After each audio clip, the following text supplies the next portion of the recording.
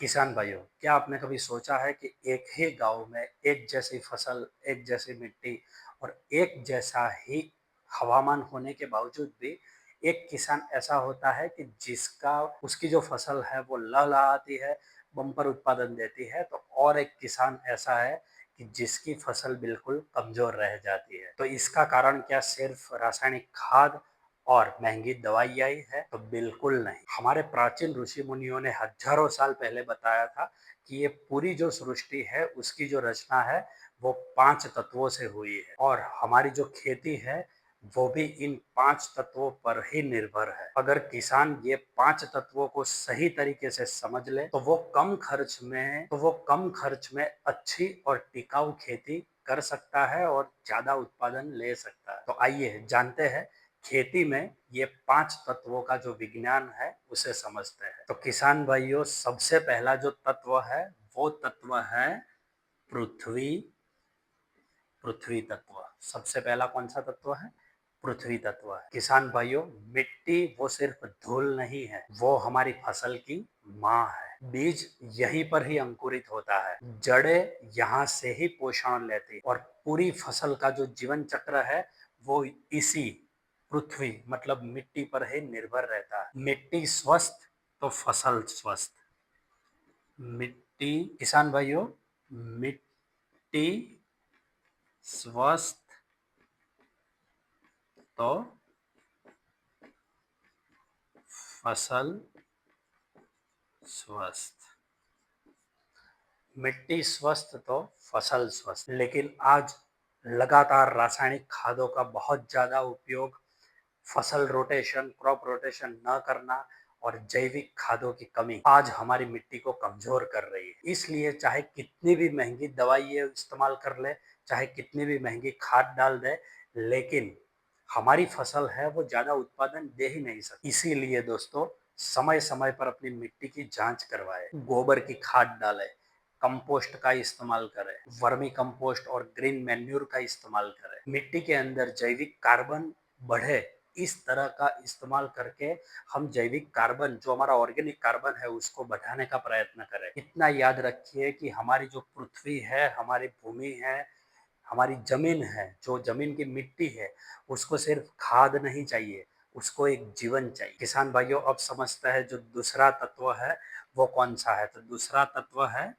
पानी। हम सबको मालूम है कि पानी ही जीवन है, लेकिन खेती के अंदर सिर्फ पानी देना इतना पर्याप्त नहीं है। किसान भाइयों, सही समय पर, सही मात्रा में और सही तरीके से दिया हुआ पानी ही हमारी खेती के उत्पादन और हमारी फसल का उत्पादन बढ़ाने में बेहद जरूरी होता है। जरूरत से ज्यादा पानी यदि आप दे देते हैं तो वो पूरे भूमि के अंदर जो जड़ है उसको ऑक्सीजन वो ले ही नहीं सकता। ऑक्सीजन लेने की उसकी सिस्टम है वो पूरी गड़बड़ा जाती है। और यदि हमने बहुत कम पानी दे दिया तो वो जड़ों की जो बढ़वार होनी चाहिए वो बिल्कुल अच्छी तरह से नहीं हो सकती है। इसलिए यदि संभव हो तो आपके तो किसान भाइयों, आपने अभी तक भी ड्रिप नहीं लगवाई है,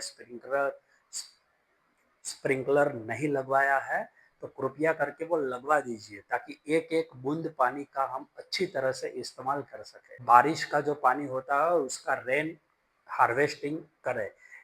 बारिश के पानी को संग्रहित करने की व्यवस्था आप बनाए। आज बचाया गया पानी वो आपकी आने वाली खेती को बचाएगा। किसान भाइयों, जो खेती में तीसरा तत्व है जो महत्वपूर्ण है वो है अग्नि तत्व।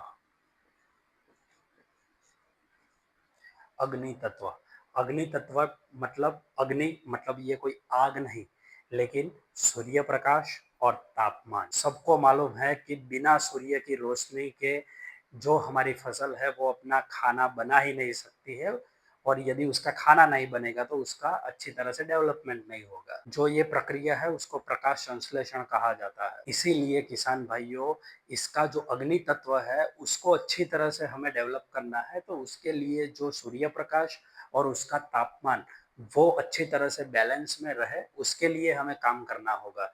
तो उसमें हम क्या कर सकते हैं? तो सही समय पर आप बुआई करें। दूसरा जो पॉइंट है वो है कि अच्छी तरह से दोनों फसलों के आपस में एक दूसरे से अच्छी तरह से गैप रहे, इस तरह से सोइंग करना चाहिए ताकि हर प्लांट को एक अच्छी और पर्याप्त सूर्य प्रकाश मिल सके। और सही मौसम में सही फसल का चुनाव करना ये बहुत ही सही मौसम में सही फसल का चुनाव करना ये बहुत ही जरूरी होता है किसान। और जो चौथा तत्व है वो है वायु तत्व। कौन सा? वायु तत्व। चौथा तत्व है वायु तत्व। क्या किसान भाइयों आपको मालूम है कि हमारे जो पौधे हैं वो भी सांस लेते हैं? अगर खेत में हवा का प्रवाह अच्छा है तो हमारी खेत के अंदर रोग कम आएंगे। जो भूमि की नमी है वो अच्छी तरह से संतुलित बनी रहेगी। जो हमारी फसल है, जो पौधे है, वो बेहतरीन ग्रोथ के साथ मजबूत रहे। किसान भाइयों, अनावश्यक धुआं और प्रदूषण को कम करें। जो हमारा प्राकृतिक वातावरण है वो अच्छी तरह से रहे, ऐसा एक छोटा सा प्रयास कीजिए। और किसान भाइयों, जो अंतिम और पांचवा तत्व है वो है आकाश। आकाश तत्व।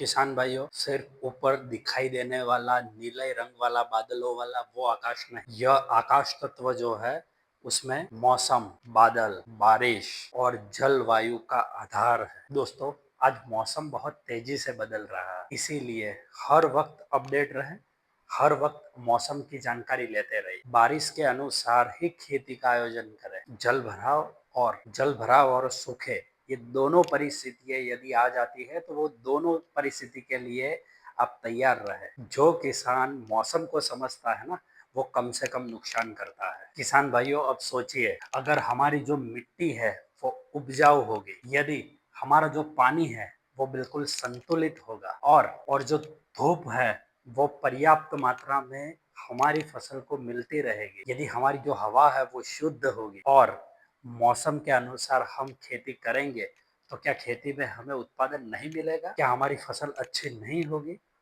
बिल्कुल हमारी फसल अच्छी भी होगी और हमें उत्पादन भी बहुत अच्छा मिलेगा। किसान भाइयों, यही है ये 5 तत्वों का विज्ञान। किसान भाइयों, इस वीडियो में हम एक बहुत ही अच्छा मैसेज देना चाहते हैं। प्रकृति के साथ जुड़िए। जो रासायनिक खाद और रासायनिक दवाएं हैं उस पर 100% निर्भर मत रहिए। मिट्टी, पानी और पर्यावरण, इसका संरक्षण करें और टिकाऊ और वैज्ञानिक आधारित खेती को अपनाएं। किसान भाइयों, याद रखिए, यदि आप सिर्फ अकेले खाद और दवाइयों पर ही निर्भर रहेंगे तो इस तरह से कभी भी आप अपनी भूमि को भी अच्छी नहीं बना सकते हैं और अच्छा उत्पादन भी नहीं ले सकते हैं। इसलिए आपकी पृथ्वी, आपकी भूमि को मजबूत बनाए, पानी को संतुलित करे, अग्नि यानी सूर्य का प्रकाश जो है उसका सही तरीके से हमारी भूमि पर, हमारे पौधे पर आए, उस तरह का आयोजन करे। हमारा जो वायु है उसे शुद्ध रखने का प्रयत्न करें और हमारा जो मौसम है उसका बिल्कुल अपडेट रखें, तभी खेती में सोना उग सकता है। दोस्तों, अगर आपको ये जानकारी अच्छी लगी हो तो इस वीडियो को ज़्यादा से ज़्यादा किसान भाइयों के साथ साझा करें। ऐसे ही वैज्ञानिक और सरल खेती की जानकारी के लिए हमारी चैनल थ्राइविंग एग्री 24 को सब्सक्राइब जरूर कर लें। यहाँ पे हम आपके लिए ऐसे ही एग्रीकल्चर से जुड़ी इंफॉर्मेशन लाते रहते हैं। धन्यवाद। जय जवान, जय किसान।